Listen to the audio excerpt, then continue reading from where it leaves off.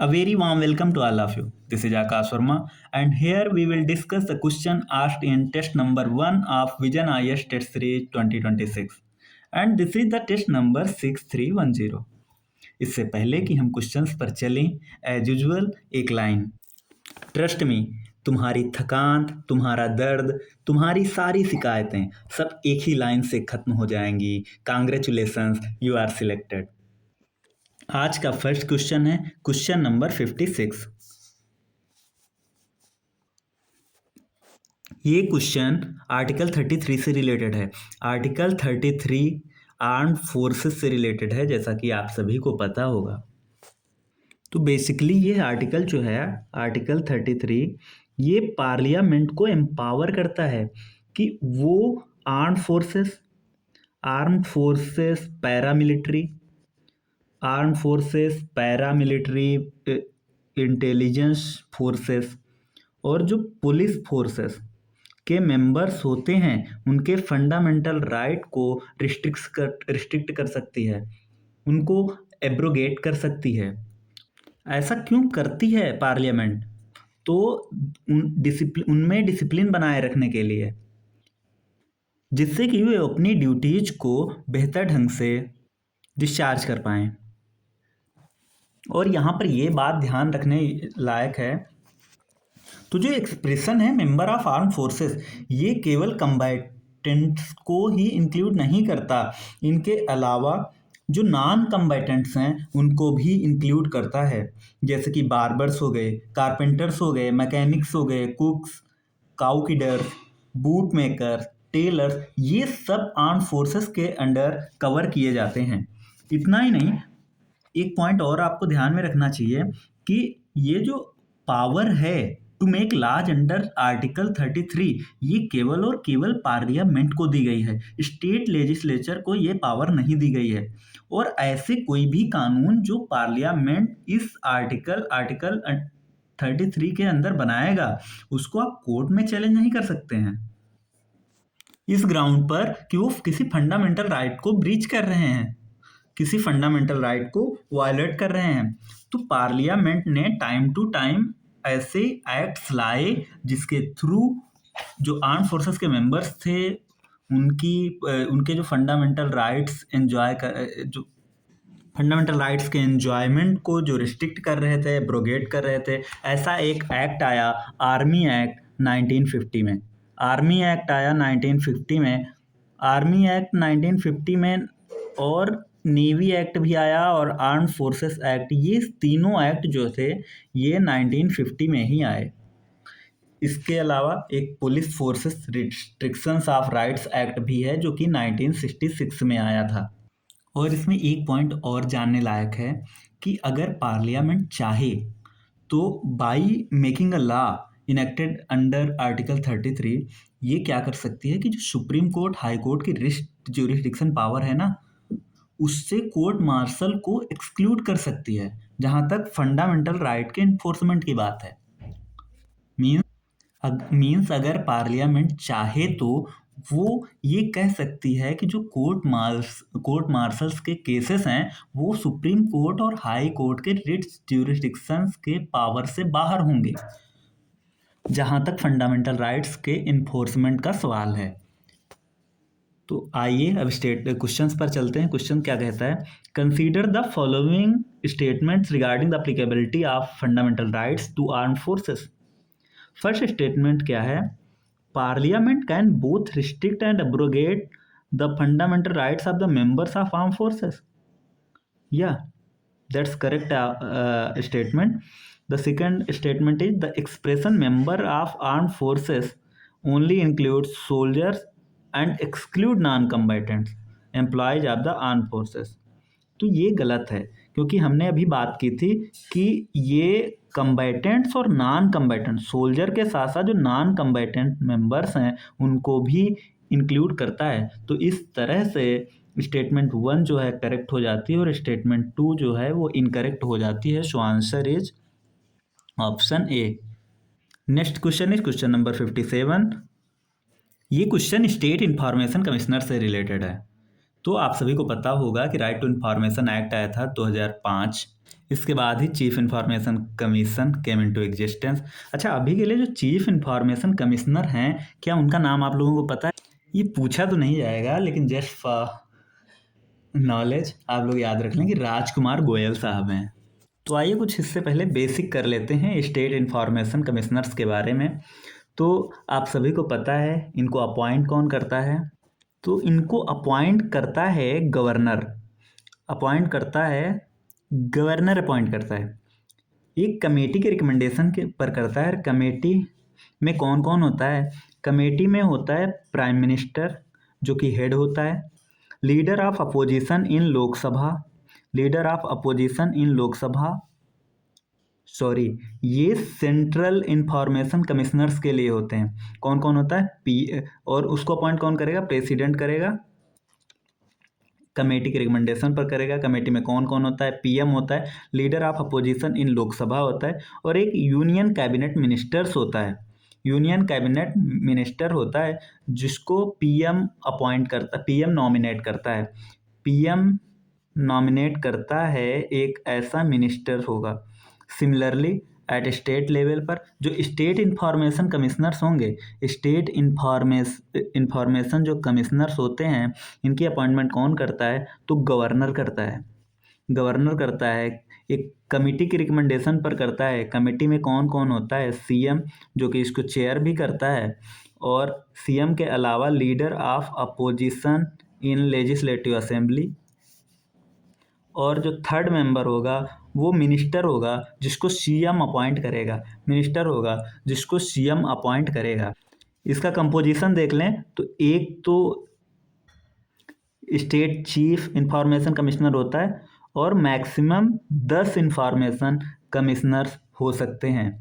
इनके टर्म की बात करें, इनका टेन्योर क्या होता है, तो इनका टेन्योर ये दिया गया है कि सेंट्रल गवर्नमेंट प्रिस्क्राइब करेगा कितने सालों के लिए ये अपने ऑफिस को होल्ड करेंगे, या फिर 65 साल तक की उम्र तक, 65 साल की उम्र तक जो भी जल्दी हो जाए।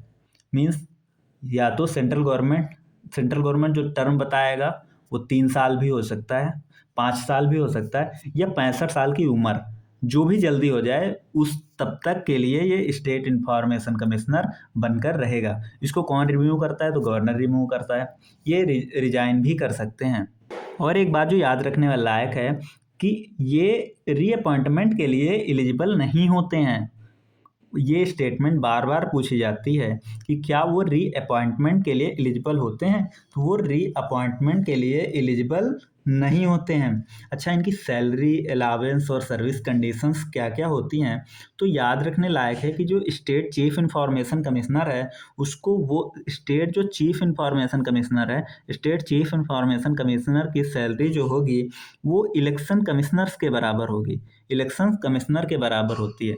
जो स्टेट इंफॉर्मेशन कमिश्नर हैं उनकी सैलरी और जो सर्विस कंडीशंस हैं वो chief secretary to state government, chief secretary to state government उसके बराबर होती हैं।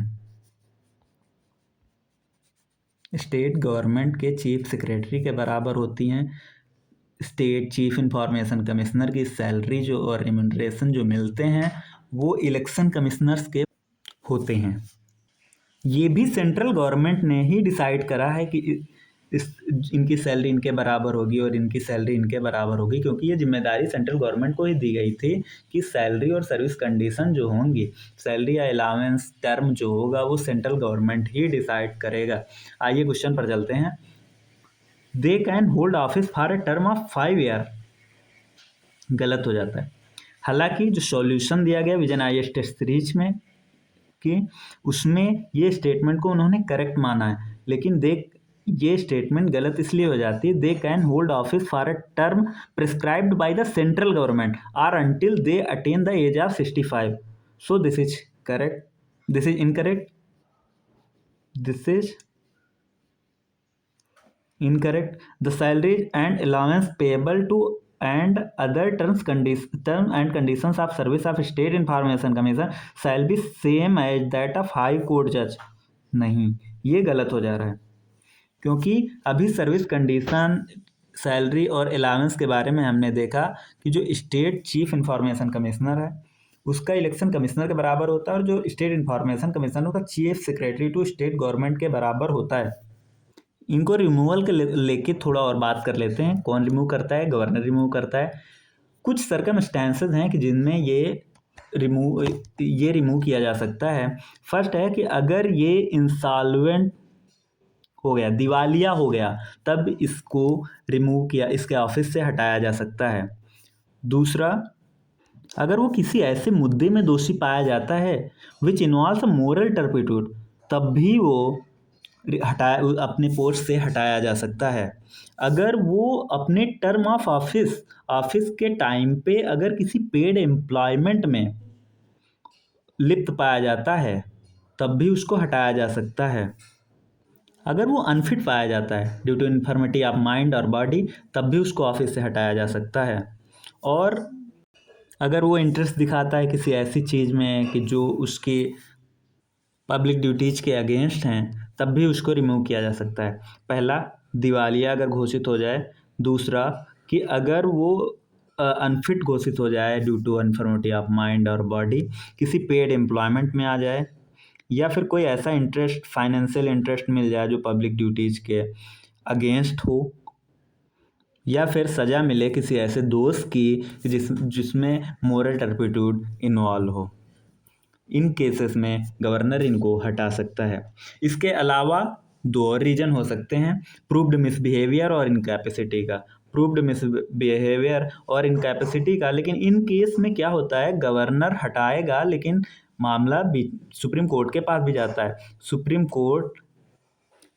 कोर्ट अगर इंक्वायरी करने के बाद में रिमूवल को जस्टिफाई करती है और एडवाइस करती गवर्नर को कि हाँ इसको हटाना चाहिए, तभी वो इंफॉर्मेशन कमिश्नर हटाया जाएगा। तो इस तरह से इसका आंसर क्या हो जाता है, neither one nor two, option D is the correct option. Next question पर चलते हैं, question number 58।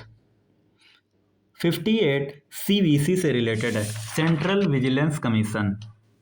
Central vigilance commission क्या कॉन्स्टिट्यूशनल बॉडी है? नहीं। क्या स्टैट्यूटरी बॉडी है या नहीं? ओरिजिनली तो ये ना कॉन्स्टिट्यूशनल बॉडी थी और ना ही स्टैट्यूटरी बॉडी थी, लेकिन 2003 में इसको स्टैट्यूटरी स्टेटस दे दिया गया है। कब इस्टेब्लिश हुई? 1964 में। सेंट्रल गवर्नमेंट के एक एग्जीक्यूटिव रिजोल्यूशन द्वारा 1964 में इस्टेब्लिश हुई। आप लोगों को पता होगा कि 1962 से 64 में सांता नाम कमेटी बनी थी ऑन प्रिवेंशन ऑफ करप्शन। हम लोग ऑलरेडी पढ़ चुके हैं कि इसकी ही रिकमेंडेशन पर CBI भी इस्टेब्लिश हुई थी। उसी सेम कमेटी के रिकमेंडेशन पर 1964 में सेंट्रल गवर्नमेंट के एग्जीक्यूटिव रिजोल्यूशन द्वारा CVC का गठन हुआ। ये जो है CVC, ये मेन एजेंसी है for preventing corruption in the central government. इसके कंपोजिशन की बात करें तो हाँ, मल्टी मेंबर बॉडी होती है जिसमें एक चेयरमैन होता है और मेंबर्स के बारे में है not more than 2 members. Not more than 2 members. Appoint कौन करता है? तो प्रेसिडेंट अपॉइंट करते हैं on the recommendation of a committee. Committee के मेंबर्स कौन कौन से होते हैं? Prime minister, minister of home affairs, गृह मंत्री, मिनिस्टर ऑफ होम अफेयर्स, गृह मंत्री, और leader of opposition in Lok Sabha. Leader of opposition in Lok Sabha. Term की बात करें तो टर्म इनका होता है 4 साल या 65 साल की उम्र तक, जो भी which ever is earlier. Salary, allowance और अदर कंडीशंस की बात करें तो जो सेंट्रल विजिलेंस कमीशन का चेयरमैन होता है उसकी सैलरी और अलाउंस यूपीएससी के चेयरमैन के बराबर होती है। यूपीएससी के चेयरमैन के बराबर होती है। और जो अदर मेंबर्स होते हैं जो कि नॉट मोर देन 2 हैं, उनकी सैलरी, अलाउंस और जो अदर कंडीशंस हैं वो यूपीएससी के मेंबर्स के बराबर होती है। एक पॉइंट और ध्यान देने योग्य है कि after tenure they are not eligible for further employment under central और स्टेट गवर्नमेंट। मीन्स एक बार सेवानिवृत्त होने के बाद वो सेंट्रल गवर्नमेंट या स्टेट गवर्नमेंट में किसी पोस्ट को होल्ड नहीं कर सकते। आइए क्वेश्चन डिस्कस कर लेते हैं। कह रहा है, फर्स्ट स्टेटमेंट कह रहा है कि it is a constitutional body. तो ये गलत हो जा रहा है, कॉन्स्टिट्यूशनल नहीं है, क्योंकि हमने पहले ही देख लिया it is not a constitutional body, statutory body है। स्टेटस कब मिला? 2003 में ऐसा स्टेटस मिला। Its chairman and members are appointed by president, that's correct statement. तो इस क्वेश्चन में पूछा गया which of the statement given above is are not correct, not correct पूछा गया है। तो इस केस में option A is the right option. Not आप लोगों को जरूर देखना चाहिए। Next question is question number 59। Question number 59 CAG से रिलेटेड है। सीएजी किस आर्टिकल में आता है? इंडियन कॉन्स्टिट्यूशन के। तो इंडियन कॉन्स्टिट्यूशन के आर्टिकल 148 में सीएजी आता है। सीएजी को आगे हम लोग ढंग से करेंगे। अभी के लिए क्वेश्चन देखते हैं। CAG can perform the audit of accounts which of the following body. तो ये तो सभी को पता है, CAG controls the financial system of both at the central and the state level. तो आप सभी को पता है सीएजी तरह तरह के ऑडिट्स कंडक्ट करता है। पहला जो होता है लीगल और रेगुलेटरी ऑडिट होता है। जो लीगल और रेगुलेटरी ऑडिट है वो ऑब्लिगेटरी होता है, जबकि एक होता है प्रोप्राइटी ऑडिट। जो प्रोप्राइटी ऑडिट होता है ये डिस्क्रिशनरी होता है। प्रोप्राइटी ऑडिट में जनरली ये होता है कि गवर्नमेंट ने जो एक्सपेंडिचर करा है ना, वो देखा जाता है कि विजडम, फेथफुलनेस और economy of the government expenditure. Means जो खर्च हुआ है वो बुद्धिमत्ता से करा गया, वो इकोनॉमिकल था तो कि नहीं, ऐसा तो नहीं कि फिजूल खर्ची कर दी गई। ये सब चीज़ें वो देखता है। और इसके अलावा जो मिनिस्ट्रीज का ऑडिट होता है वो एक अलग रिपोर्ट में रखा जाता है। और इसके अलावा हम लोगों ने देख रखा होगा कि जो पब्लिक कॉरपोरेशंस होते हैं उनकी ऑडिटिंग भी सीएजी ही करता है। तो उसमें आप लोगों ने सुन रखा हो कि ओएनजीसी कौन करता है? जो टोटली और डायरेक्टली ये सीएजी ही करता है। ओएनजीसी जैसे हो गया तो ओएनजीसी को सीएजी खुद से ऑडिट करता है। सेंट्रल वेयर हाउसिंग है, जिसको अब कोई प्राइवेट फर्म ऑडिट करेगा, लेकिन सीएजी जो होगा वो सप्लीमेंट्री ऑडिट करता है। और थर्ड कैटेगरी में जो है वो एसबीआई आता है। एसबीआई में टोटली जो होता है वो प्राइवेट ऑडिट होता है। तो अभी तक हम लोगों ने क्या देखा कि ओएनजीसी है। ओएनजीसी को टोटली और डायरेक्टली जो है सीएजी ही ऑडिट करता है। दूसरा हो गया central warehousing. Central warehousing को प्राइवेट ऑडिट किया जाता है, सप्लीमेंट्री ऑडिट कौन करता है? सीएजी करता है, सप्लीमेंट्री ऑडिट करता है। थर्ड हो गया एसबीआई, जैसे हो गई एसबीआई, थर्ड कैटेगरी में एसबीआई है। एसबीआई को टोटली जो है प्राइवेट ऑडिट होता है इसका सीएजी से कोई लेना देना नहीं है। आए क्वेश्चन पर चलते हैं। क्वेश्चन क्या कह रहा है? CAG of India can perform the audit of accounts of कौन कौन सी बॉडी का ऑडिट करता है? तो यूनियन गवर्नमेंट मिनिस्ट्रीज करता है, फर्स्ट स्टेटमेंट करेक्ट। ओएनजीसी का भी करता है। स्टेट कोऑपरेटिव सोसाइटीज का ऑडिट सीएजी नहीं करता है।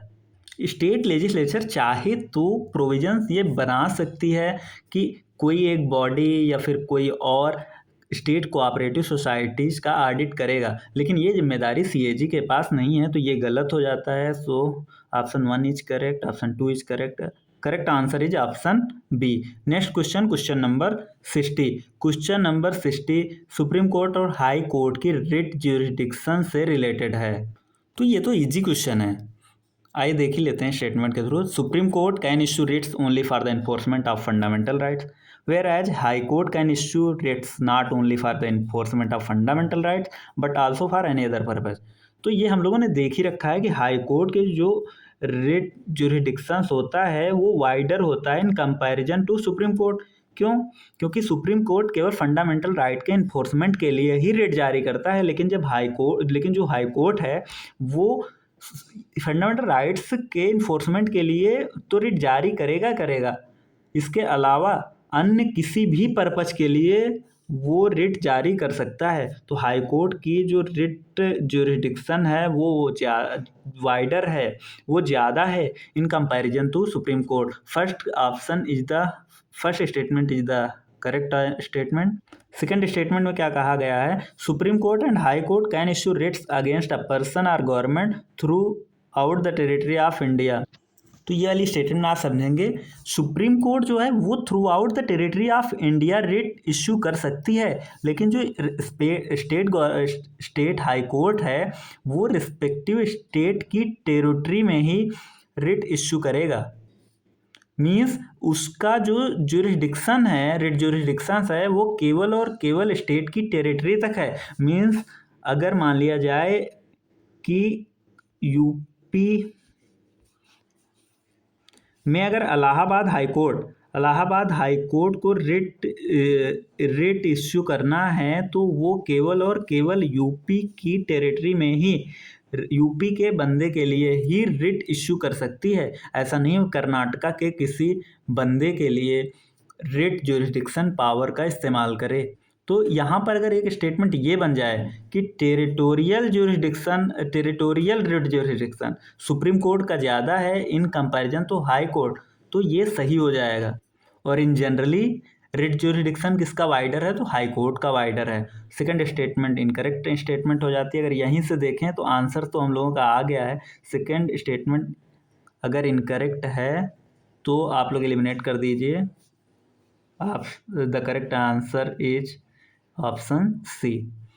थर्ड स्टेटमेंट देख लेते हैं, while the Supreme Court may not refuse to exercise its jurisdiction under article 32, the High Court may refuse to exercise their writ jurisdiction under article 226। ये statement सही है, क्योंकि सुप्रीम कोर्ट, आपने आर्टिकल 32 देखा होगा, 32 में ये कहा गया है कि जो remedy under article 30 is in itself a fundamental right.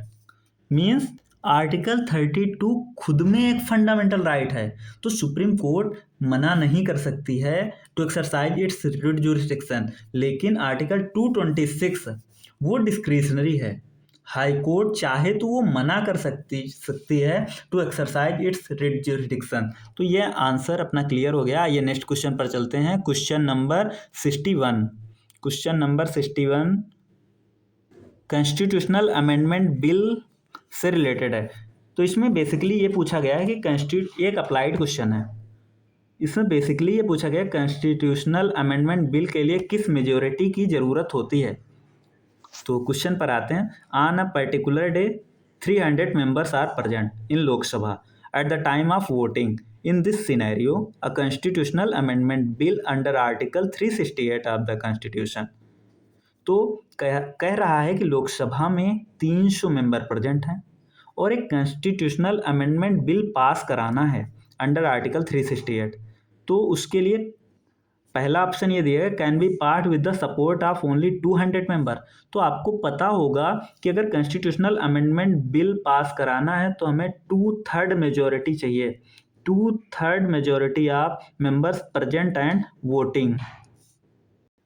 और साथ ही साथ एब्सोल्यूट मेजोरिटी भी चाहिए। Absolute majority means half of the total membership of Lok Sabha, half of the total membership of Lok Sabha.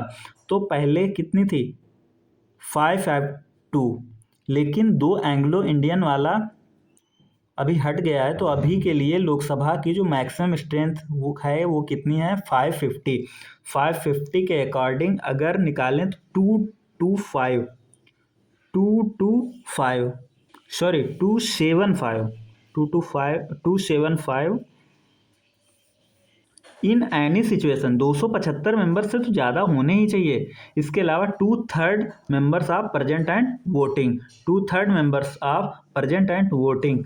तो can be passed with the support of only 200 member, गलत, क्योंकि 275 तो होने ही चाहिए। Second statement, can not be passed with the given strength of member present for voting, hold करते हैं। Can be passed with the support from a minimum 150 member, गलत।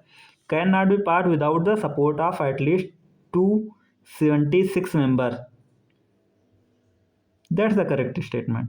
Can not be passed without the support of at least 276 member, that is the correct statement. More precisely ये 275 होना चाहिए, 275 होना चाहिए। इन्होंने 276 ले लिया है क्योंकि इन्होंने लोकसभा के स्टैंड 552 माना है। आइए नेक्स्ट क्वेश्चन पर चलते हैं। Question number 62। क्वेश्चन नंबर 62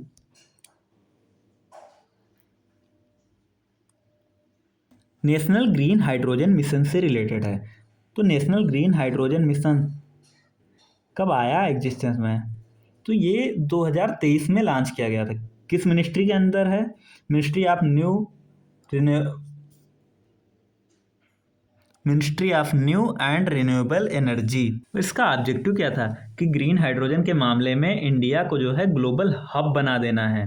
तो क्वेश्चन क्या कह रहा है कि recently prime minister let the foundation stone of India का पहला ग्रीन हाइड्रोजन हब, और ये कहाँ बनाया गया? ये विशाखापत्तनम आंध्र प्रदेश में बनाया गया।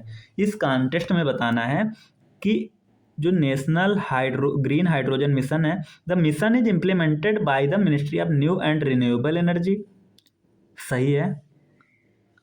The target of the mission is to achieve production capacity of 10 MMT of green hydrogen per annum by 2030। ये गलत है, ये टोटल फैक्चुअल क्वेश्चन है और आप लोग याद रख लेंगे कि 10 MMT नहीं है, ये 5 MMT हैं, mega million ton. By 2030 mission aims to avoid nearly 50 mega million ton per annum of CO2 emission through production and use of the targeted quantum of green hydrogen. तो ये सही है। Nearly 50 MMT per annum of CO2 emissions are expected to be avoided. So this is one of objective. So answer is the option B. Only two statement is correct. Only two statement is correct. अच्छा, इससे related एक point और news में था, site programme आप लोगों ने सुना होगा। साइट प्रोग्राम, तो इतना याद रख लेंगे कि साइट प्रोग्राम जो था वो ग्रीन हाइड्रोजन से रिलेटेड था, ग्रीन हाइड्रोजन से रिलेटेड था। इसमें बेसिकली ये था कि इलेक्ट्रोलाइजर्स के मैन्युफैक्चरिंग को इंसेंटिवाइज करना था जिससे कि ग्रीन हाइड्रोजन के प्रोडक्शन में मदद मिल सके। तो साइट प्रोग्राम आप लोग याद रख लेंगे। साइट प्रोग्राम ये जो है green hydrogen, SIGST, green hydrogen, इसका पूरा नाम था strategic intervention for green hydrogen transition. लेकिन वो ऐसे नहीं पूछेगा, वो पूछेगा recently SIGHT programme was in the news, it refers to, it belongs to, statement दे देगा। चलिए नेक्स्ट क्वेश्चन पर चलते हैं। क्वेश्चन नंबर 63 प्रेसिडेंट रूल से रिलेटेड है under article 356।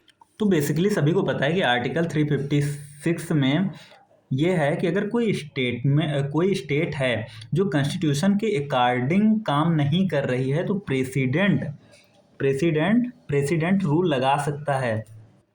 Means state government को सस्पेंड कर सकता है और स्टेट को सेंट्रल गवर्नमेंट के डायरेक्ट कंट्रोल में रख सकता है। तो अगर प्रेसिडेंट रूल लगा दिया गया एक बारी तो पार्लियामेंट्री अप्रूवल लेना पड़ता है। तो ये याद रखना कि 2 महीने के भीतर पार्लियामेंट्री अप्रूवल लेना ही पड़ेगा। इन केस अगर लोकसभा सेशन में नहीं है, मतलब अगर लोकसभा उस 2 महीने के टाइम पीरियड के दौरान जो है डिजॉल्व हो जाती है, तब क्या होगा कि जब लोकसभा की पहली सीटिंग होगी उससे 30 दिन के भीतर आपको अप्रूव करवाना ही होगा। लेकिन एक और बात है कि बीच में जो राज्यसभा है उसने अप्रूवल अपना दे दिया हो, एक बार अप्रूवल मिल जाता है फिर 6 महीने के लिए प्रेसिडेंट रूल लागू हो जाता है। और मैक्सिमम कितने पीरियड के लिए इसको एक्सटेंड किया जा सकता है? तो मैक्सिमम 3 साल के लिए, 6 महीने करके आप 3 साल तक मैक्सिमम प्रेसिडेंट रूल लगा सकते हैं। और एक बारी प्रेसिडेंट रूल लग गया तो प्रेसिडेंट ही सर्वे सर्वा हो जाता है। स्टेट लेजिस्लेचर की जो पावर्स हैं वो पार्लियामेंट को दे दी जाती हैं। स्टेट गवर्नमेंट के जो काम्स हैं वो सारे प्रेसिडेंट अपने हाथों में ले लेता है, या यूं कहें कि वो जैसे ज़रूरत समझे वो वैसे कर सकता है। नाम से ही स्पष्ट है, प्रेसिडेंट रूल। तो मीन्स शासन ही प्रेसिडेंट का हो जाता है। तो आइए क्वेश्चन को देखते हैं। There is no maximum period prescribed for its operation. Maximum period prescribed है और ये कितने दिन के लिए है? 3 साल के लिए है। तो पहला ऑप्शन जो है इनकरेक्ट हो जाता है। When it is impose the president can assume to himself any of the power vested in the governors. That's the correct option. So option B is the correct option, the correct answer.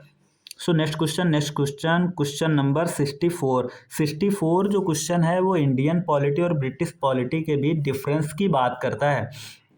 तो India में और British में जो राज्य व्यवस्था है उसमें क्या क्या डिफरेंस हैं उसकी बात करते हैं। तो आइए बेसिक से ही कुछ रिवाइज कर लेते हैं। तो आप लोगों को पता होगा कि इंडिया में रिपब्लिकन सिस्टम है, मीन्स जो हेड होता है वो इलेक्टेड है। लेकिन ब्रिटेन में ऐसा नहीं है। ब्रिटेन में आधी मोनार्किकल है कि ब्रिटिश का किंग को हेड ऑफ द कंट्री बनाया गया है। तो the sovereignty of parliament is upheld in both India and Britain. First statement is incorrect. तो आपको ये भी पता होगा कि ब्रिटेन में जो है पार्लियामेंट्री सोवरेनिटी है, मीन्स पार्लियामेंट को सुप्रीम पावर्स दी गई हैं। लेकिन इंडिया में ऐसा नहीं है। इंडिया में कॉन्स्टिट्यूशन सुप्रीम है, पार्लियामेंट्स को लिमिटेड पावर दी गई हैं। जुडिशियल रिव्यू का कॉन्सेप्ट सुन ही रखा होगा। दूसरा पॉइंट है both India and Britain the ministers are required to countersign the official acts of the head of the state. ये भी गलत है, क्योंकि ब्रिटेन में ऐसा प्रोविजन है कि अगर कोई भी ऑफिशियल एक्ट्स को किंग साइन करेगा तो उसके साथ साथ मिनिस्टर को भी साइन करना होगा और मिनिस्टर की जवाबदेही बनती है कि अगर कुछ गड़बड़ होता है तो वही जिम्मेदार होगा। Third point, in India and Britain the speaker resigns from the political party after getting elected as speaker of the house.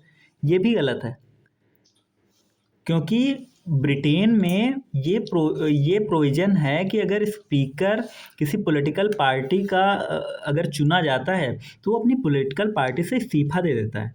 लेकिन इंडिया में ये वॉलंटरली है, मीन्स अगर चाहे तो कर इस्तीफा दे और चाहे तो ना दे। लेकिन ब्रिटेन में स्पीकर इस्तीफा दे देता है, क्योंकि इससे ये होता है इम्पार्शलिटी बनी रहती है। तो how many of the statements given above are correct? None. So option D is the right option. Next question number 65 question number, ये करंट अफेयर से रिलेटेड है और इसमें एक नाम आता है रानी वेलु नाचियार। रानी वेलु नाचियार कुछ जानते हैं आप लोग इनके बारे में? एक्टिव रिकॉल करिएगा। तो आइए तब तक इनके बारे में कुछ बात करते हैं। तमिलनाडु में एक टेरिटरी है रामनाथपुरम, वहाँ की ये राजकुमारी थी और इनकी शादी जो है वो शिवगंगाई घराने में हुई, शिवगंगाई किंगडम में हुई और इनके हस्बैंड की हो गई थी मौत। तो ये वहाँ की शासन व्यवस्था देख रहे थे। तमिल्स इनको वीरा मंगाई नाम से जानते थे, वीरा मंगाई नाम से जानते थे। और ये पढ़ाकू थे भाई, इनको फ्रेंच, इंग्लिश और उर्दू इन सब का अच्छा नॉलेज था। और ये हिस्ट्री की फर्स्ट क्वीन है जिन्होंने ब्रिटिश के साथ सीधा लोहा लिया था। हैदर अली और गोपाल नेकार, इनके साथ में क्या करा, इन्होंने कोएलिशन बनाया और ब्रिटिश के खिलाफ खड़ी हो गई। ये माना जाता है कि जो पहला ह्यूमन बॉम्ब है वो इन्हीं ने प्रोड्यूस करा था। और इतना ही नहीं, ट्रेंड वुमेन की एक टुकड़ी भी इनकी आर्मी में हुआ करती थी। तो first army of trend women soldiers वो भी रानी वेलु नाचियार की आर्मी में थी। तो इनके बारे में पूछा गया है, तो ऑप्शन ए ही करेक्ट हो जाता है। Shivaji women from the royal family to have challenge the mighty British empire. बाकी तो बकवास स्टेटमेंट है। Next question number 66 advocate general of state से रिलेटेड है। एडवोकेट जनरल ऑफ स्टेट किस आर्टिकल में है? तो आर्टिकल 165 में एडवोकेट जनरल ऑफ स्टेट है। इसका अपॉइंटमेंट कौन करता है? तो अपॉइंटमेंट करता है governor. Advocate general of state के लिए क्या क्या क्वालिफिकेशन होनी चाहिए? तो क्वालिफिकेशंस में सिर्फ इतना कहा गया है, हाई कोर्ट का जज बनने के लिए जो क्वालिफिकेशन चाहिए same qualification advocate general of state के लिए भी चाहिए। तो हाई कोर्ट का जज बनने के लिए क्या क्वालिफिकेशंस होनी चाहिए? पहला तो भारत का सिटीजन होना चाहिए, सिटीजन ऑफ इंडिया होना चाहिए। और 10 साल का जुडिशियल एक्सपीरियंस होना चाहिए, या फिर 10 साल के लिए किसी भी हाई कोर्ट या हाई कोर्ट्स में वो वकील रहा हो। एज लिमिट का यहाँ पर एक बात ये याद रखने वाली है, एज लिमिट का ऐसा कोई प्रोविजन है नहीं। क्वेश्चन देखते हैं, तो he is appointed by governor, सही है। He must be at least 35 years of age to be appointed as advocate general of state. तो अभी हमने कहा कि एज का कोई प्रोविजन है नहीं। His remuneration is decided by governor, ये स्टेटमेंट भी सही है। 66 में option B is the correct option. Next question, question number 67, ये फंडामेंटल ड्यूटीज से रिलेटेड है। क्वेश्चन क्या कह रहा है, which of the provisions mentioned above are fundamental duties under part 4A। कौन कौन सी ये फंडामेंटल ड्यूटीज हैं। तो कुछ बेसिक कर लेते हैं। फंडामेंटल ड्यूटी किस पार्ट में है, पार्ट 4A, आर्टिकल 51A। तो जैसा कि सबको पता है, 1976 में सरदार स्वर्ण सिंह कमेटी बनती है, और सरदार स्वर्ण सिंह कमेटी के रिकमेंडेशन पर एक नया पार्ट 4 और एक नया आर्टिकल 51A इंसर्ट किया जाता है। सरदार स्वर्ण सिंह ने 8 फंडामेंटल ड्यूटीज को रिकमेंड करा था, और कुछ ड्यूटीज ऐसी भी थी जिनको सरदार स्वर्ण सिंह ने रिकमेंड करा था लेकिन नहीं मानी गई थी, जैसे कि ड्यूटी टू पे टैक्सेस। और ये भी कहा गया था कि अगर कोई व्यक्ति फंडामेंटल ड्यूटीज को नहीं मान रहा है, कोई सिटीजन है जो फंडामेंटल ड्यूटीज को नहीं मान रहा है, तो पार्लियामेंट उसको सजा देने के लिए प्रोविजंस बना सकता है। और पार्लियामेंट जो भी कानून बनाएगा regarding enforcement of fundamental duties, वो किसी कोर्ट में चैलेंज नहीं किए जा सकते। ये 3 रिकमेंडेशन भी थी लेकिन वो मानी नहीं गई थी। अभी के लिए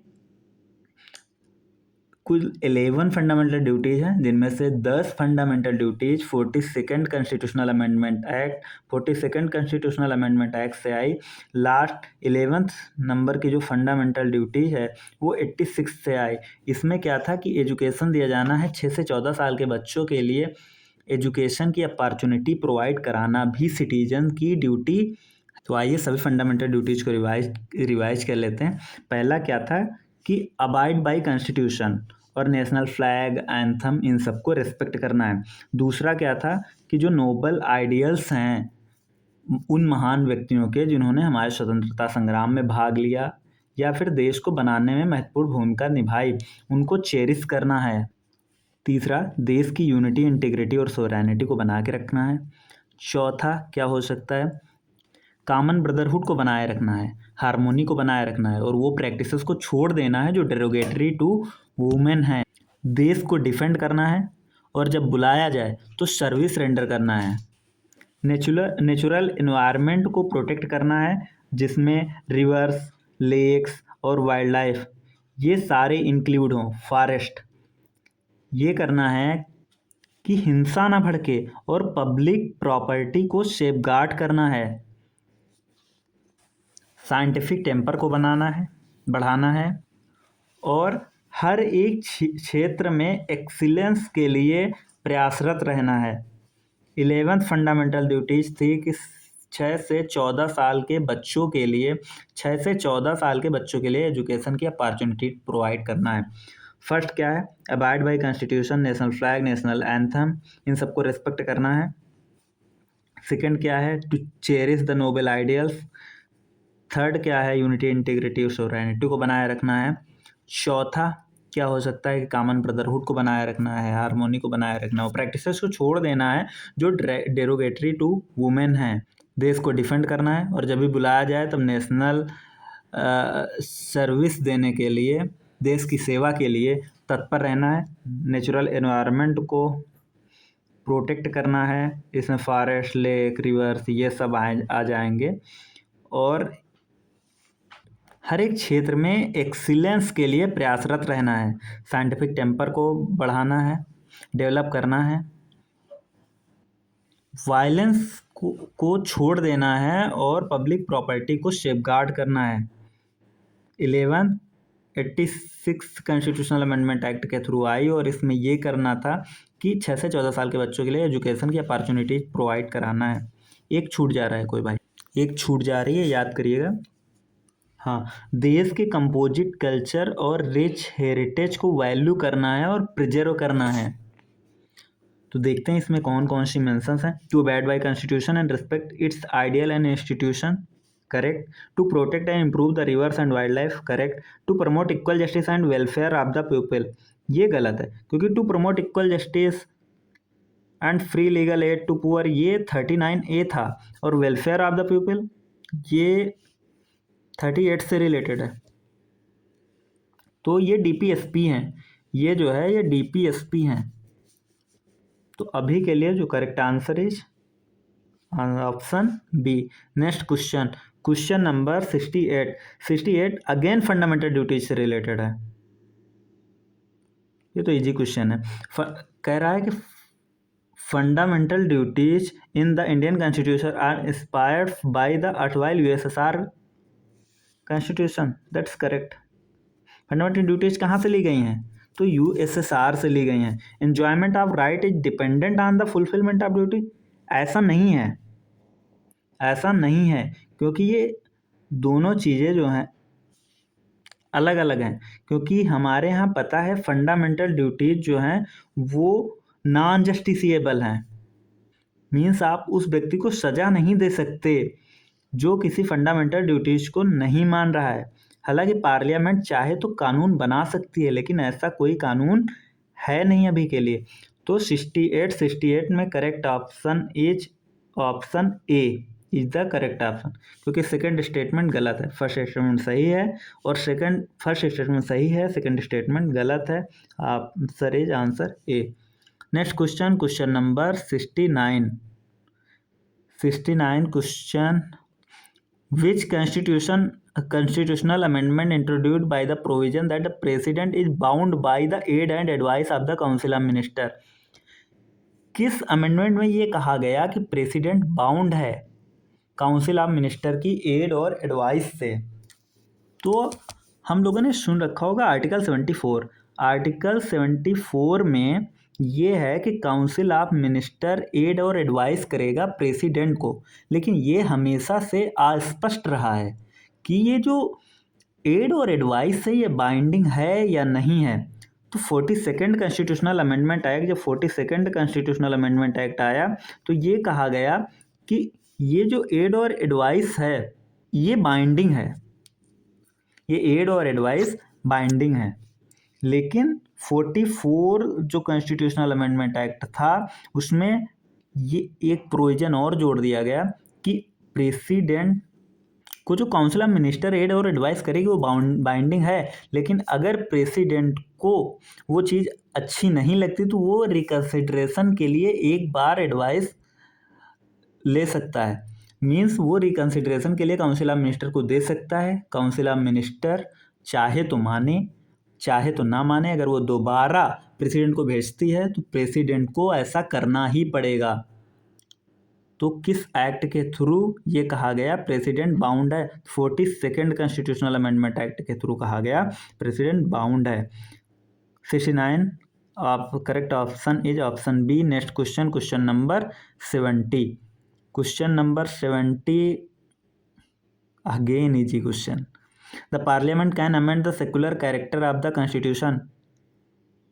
Never. Parliament secular character, constitution के सेकुलर कैरेक्टर को अमेंड नहीं कर सकता, क्योंकि secular character of the India ये बेसिक स्ट्रक्चर है, ये बेसिक स्ट्रक्चर है, बेसिक फीचर है कॉन्स्टिट्यूशन का। और केशवानंद भारती केस में बेसिक स्ट्रक्चर डॉक्ट्रिन के बाद में ये था कि पार्लियामेंट वो चीज़ें अमेंड नहीं कर सकता जो कि इसेंशियल बेसिक फीचर है हमारे कॉन्स्टिट्यूशन का।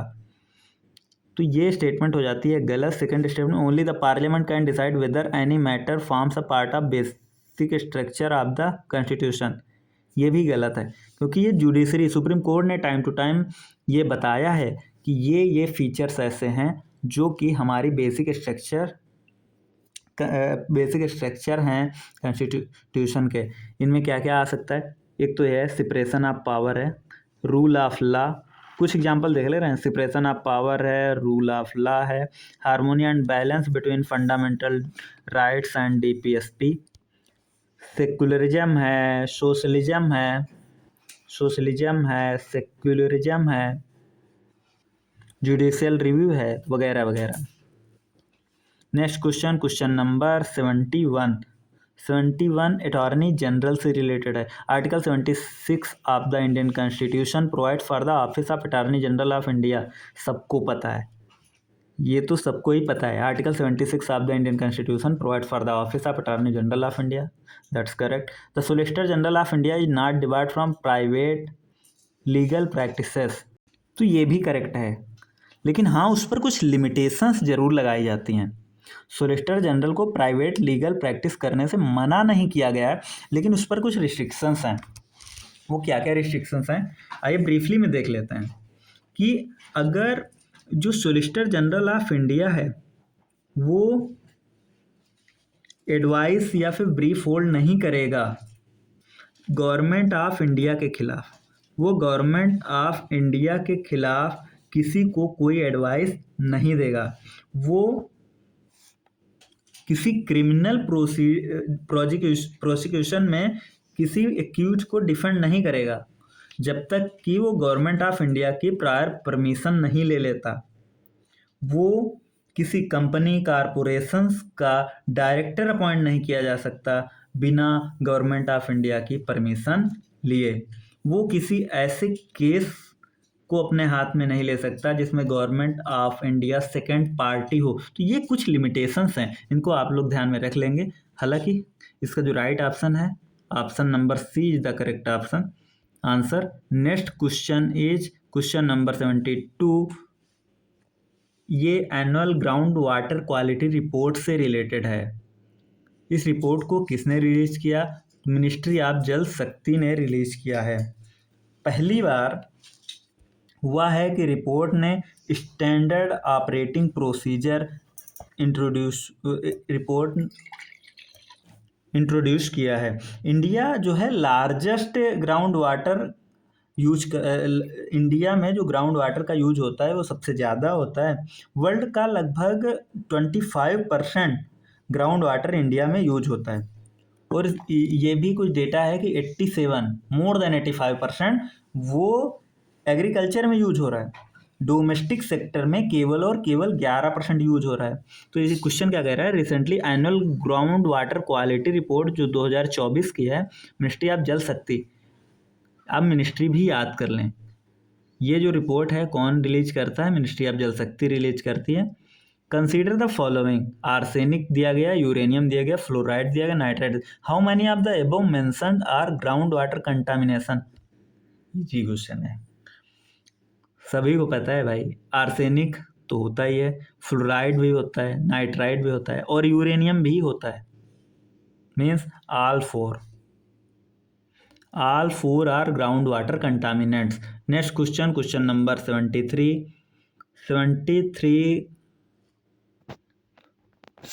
नंबर क्वेश्चन में क्या कहा गया है कि कौन से चेंजेज या अमेंडमेंट हैं जिनको अमेंड करने के लिए कॉन्स्टिट्यूशनल अमेंडमेंट बिल की जरूरत नहीं पड़ती। तो आर्टिकल 2 एंड 3, आर्टिकल 2, 3 सभी ने सुन रखा होता है।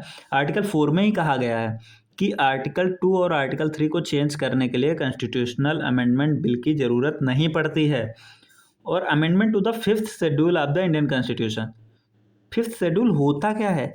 5th शेड्यूल क्या होता है? तो 5th schedule deals with the administration and control of scheduled areas and scheduled tribe. ये शेड्यूल्ड एरियाज और शेड्यूल्ड ट्राइब के एडमिनिस्ट्रेशन और कंट्रोल से रिलेटेड है। इसको अमेंड कर सकती है पार्लियामेंट सिर्फ और सिर्फ सिंपल मेजोरिटी से। कोई कॉन्स्टिट्यूशनल अमेंडमेंट बिल की अमेंडमेंट की ज़रूरत नहीं पड़ती है। तो ये वाला करेक्ट स्टेटमेंट है।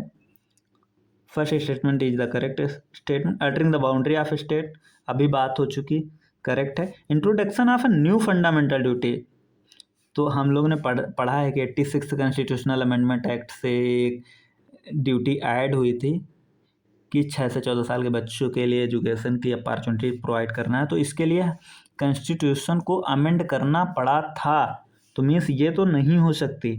तो 73 option D is the correct option. Next question, question number 74 blue flag certification से रिलेटेड है।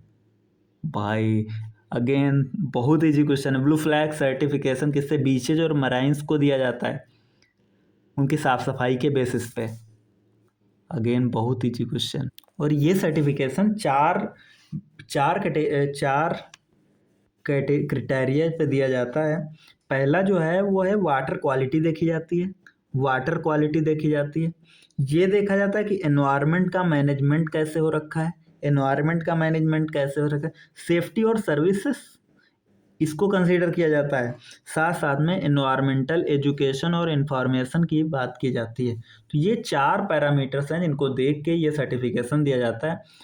तो अभी के लिए ब्लू फ्लैग सर्टिफिकेशन न्यूज में था क्योंकि केरला का कप्पड़ बीच कोझिकोडे में और चल बीच है कन्नूर का। केरला का कप्पड़ बीच है, केरला का कप्पड़ बीच है, कप्पड़ KAPPAD, कप्पड़ बीच केरला का है कोझिकोडे में। और दूसरा है चल बीच है, चल बीच है कन्नूर का। इसको ब्लू फ्लैग सर्टिफिकेशन दिया गया था।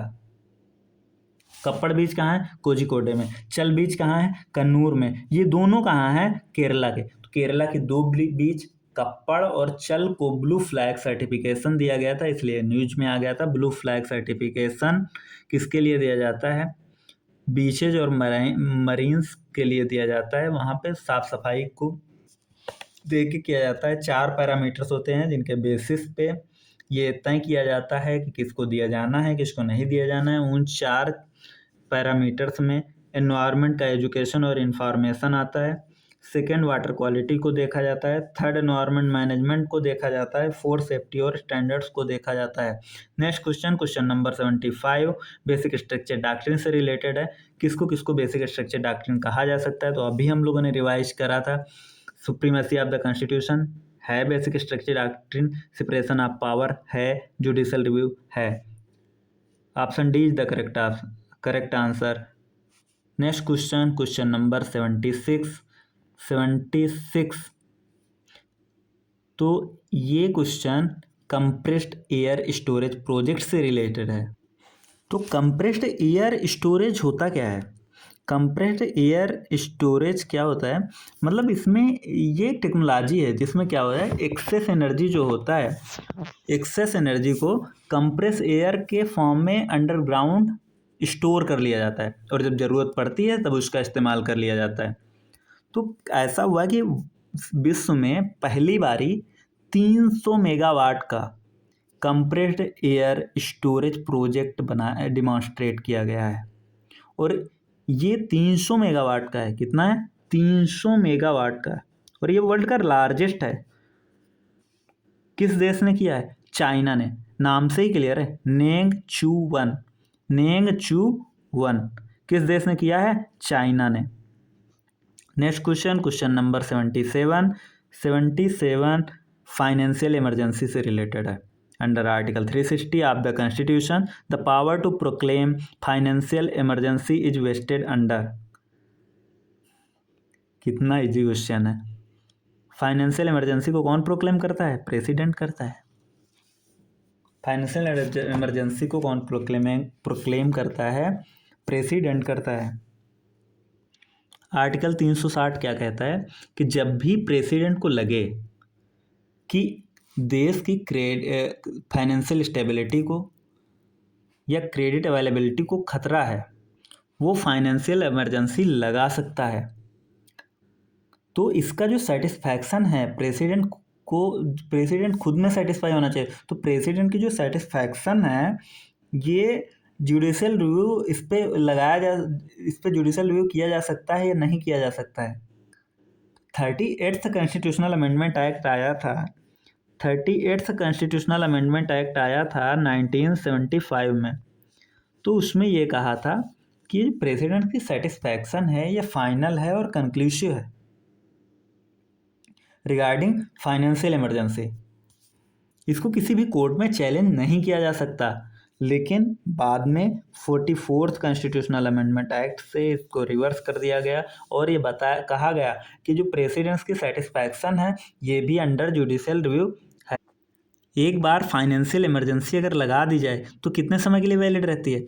जब तक उसको सबसिक्वेंट प्रोक्लेमेशन के द्वारा प्रोवोक न किया जाए, मतलब जब तक उस फाइनेंशियल इमरजेंसी को हटाया ना जाए तब तक के लिए फाइनेंशियल इमरजेंसी लगी रहती है। फाइनेंशियल इमरजेंसी में किसी की भी सैलरी को प्रेसिडेंट कम कर सकता है, यहाँ तक कि सुप्रीम कोर्ट और हाई कोर्ट के जजेस की भी ये बार बार स्टेटमेंट पूछी जाती है। आगे भी इमरजेंसी वाले चैप्टर को हम बहुत अच्छे से करेंगे, so don't worry. Next question number 78 constituent assembly की कमेटीज से रिलेटेड है। तो इसमें कितनी 8 मेजर कमेटी बनाई गई थी। ये 8 कमेटी याद कैसे रखेंगे? तो ऐसे याद कर लीजिए कि 3 को जवाहरलाल नेहरू हेड कर रहे थे, 3 को जवाहरलाल नेहरू हेड कर रहे थे। कौन कौन सी थी? एक तो जिनमें यूनियन आ रहा है वो कर लो, यूनियन पावर कमेटी। एक थी यूनियन पावर कमेटी, दूसरी थी union constitution committee, union constitution committee. तीसरी कमेटी कौन सी थी? वो थी स्टेट्स के साथ नेगोशिएशन करने वाली, स्टेट के साथ नेगोशिएशन करने वाली। तो ये थी state committee, committee for negotiation with states, state committee, committee for negotiation with state. तो आंसर तो हमें यही मिल गया, आंसर यही मिल गया कि कौन होंगे? जवाहरलाल नेहरू होंगे। अभी 5 कमेटी और बच रही हैं। 5 कमेटी में से 2 कमेटी को तो सरदार पटेल हेड कर रहे थे। कौन कौन सी थी वो? एक तो थी provincial constitution committee, provincial constitution committee, provincial constitution committee. और दूसरी क्या थी? Advisory committee on fundamental rights, minorities and tribal and excluded areas. इसके अंडर 5 जो थी वो सब कमेटी थी। तो अभी तक कितनी हो गई? 3 जवाहरलाल नेहरू जी की, 2 पटेल जी की, 3 2 5। एक ड्राफ्टिंग कमेटी सबको पता होता है कि अंबेडकर साहब। 6 2 कमेटीज रह गई हैं जो आप लोग याद कर लें कि राजेंद्र प्रसाद जिनको हेड कर रहे थे। कौन कौन सी थी? स्टीयरिंग कमेटी थी और रूल्स ऑफ प्रोसीजर कमेटी थी। तो 3 जवाहरलाल नेहरू जी की, union power committee, union constitution committee, और जो स्टेट्स के साथ नेगोशिएशन करने वाली एक वो, 2 पटेल जी की। एक थी कि जो कमेटी फंडामेंटल राइट्स, माइनॉरिटी, जो ट्राइबल एरियाज इन सबसे डील कर रही थी वो, और एक provincial constitution committee 2 Rajendra Prasad ji की थी। कौन कौन? Steering committee, rules of procedure committee. एक किसकी थी? एक थी डॉक्टर भीमराव अंबेडकर जी की drafting committee. Next question number 79 again very easy question. Which of the following resemble the instrument of instructions of the government of India act 1935। तो ये अंबेडकर जी का एक स्टेटमेंट भी है। DPSP are instruments of instruction given by the government of India Act 1935 to the Viceroy or Governor General by the British Crown. Correct answer is DPSP. DPSP. Next question number 80 जो joint public service commission से related है। तो ये कह रहा है joint public service commission constitutional body है। नहीं, गलत। Joint public service commission constitutional body नहीं है, जबकि यूपीएससी और एसपीएससी वो डायरेक्टली कॉन्स्टिट्यूशन द्वारा क्रिएट करे गए हैं, तो वो कॉन्स्टिट्यूशनल बॉडी हैं। लेकिन ज्वाइंट पब्लिक सर्विस कमीशन इसको कौन बनाता है? पार्लियामेंट के एक्ट द्वारा क्रिएट की जाती है। कौन रिक्वेस्ट करता है? जो कंसर्न स्टेट लेजिस्लेचर हैं मान लो दो स्टेट हो गए, state X state Y, UP और बिहार ही ले ले रहे हैं, यूपी और बिहार ही ले ले रहे हैं। इनके लिए अगर ज्वाइंट पब्लिक सर्विस कमीशन बनाना है तो यूपी और बिहार की जो स्टेट लेजिस्लेचर्स हैं वो रिक्वेस्ट करेंगी पार्लियामेंट को, फिर parliament joint state public service commission बनाएगा। ये पार्लियामेंट के एक्ट द्वारा बनाई जाती हैं, तो ये कॉन्स्टिट्यूशनल बॉडी तो नहीं हुई। Its member hold office for a term of 6 years और until they attain the age of 62 years whichever is earlier। This is the correct statement. इसके मेंबर 6 साल के लिए या 62 की उम्र तक ऑफिस को होल्ड करते हैं, जो भी जल्दी हो। एनुअल रिपोर्ट ये स्टेट गवर्नर्स को देती है, ना कि प्रेसिडेंट को, तो ये स्टेटमेंट भी गलत हो गई। ओनली 2 इज करेक्ट, लेकिन आप लोग नॉट पे ध्यान दीजिएगा, पूछा है कौन सी स्टेटमेंट करेक्ट नहीं है, तो statement 1 and 3 are not correct. So option D is the correct answer. अच्छा, पब्लिक सर्विस कमीशन जो है वो कॉन्स्टिट्यूशन के किस पार्ट में है? पार्ट 14 में है। किस आर्टिकल से? आर्टिकल 315 से 323 तक। हम लोग आराम से करते हैं। यहाँ से फोर्थ पार्ट भी कंप्लीट हुआ। नेक्स्ट पार्ट हम नेक्स्ट वीडियो में करेंगे।